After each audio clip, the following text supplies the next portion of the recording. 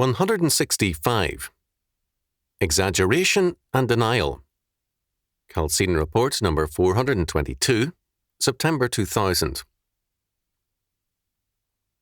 Relativism is central to the myth of neutrality.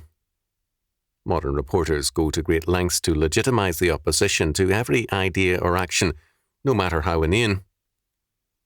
A tiny handful of pickets will be given equal time with a crowd of thousands, such is the imperative to appear neutral and objective. This has led to a vicious cycle of exaggeration and denial, both legitimized by the media's professed desire to present both sides.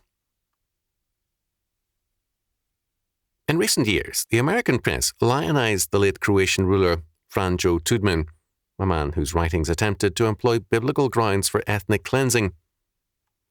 Later, these same news agencies would recount reported mass genocide by Serbians against ethnic Albanians. It is difficult to imagine that anyone can deny the reality of the mass slaughter that has characterized the 20th century, whether it be the Armenian millions murdered by the Turks, the Jewish millions murdered by the Nazis, or the untold millions murdered by the communists in China, Russia, and Cambodia.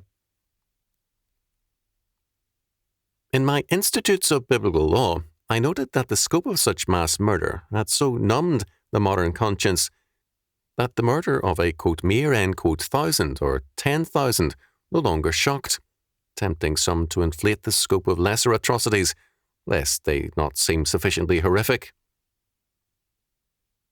It was not my purpose to enter a debate over numbers, whether millions were killed or tens of millions, an area which must be left to others with expertise in such matters.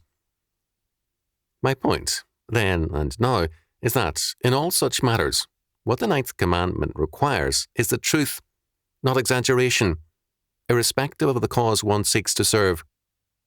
It is as wrong to exaggerate in order to shock as it is now clear happened in early reports of Serbian, quote, genocide, end quote, as it is to deny the reality of what the Nazis did and, in the case of the communists, what they are still doing. Historical revisionism condemns the future to play by the dangerous rules of exaggeration and denial. As I noted then, this will inevitably lead to even greater horrors as the bar of the capacity to shock is continually raised. This is the true danger of the myth of neutrality, where God's law is viewed as merely one side of the debate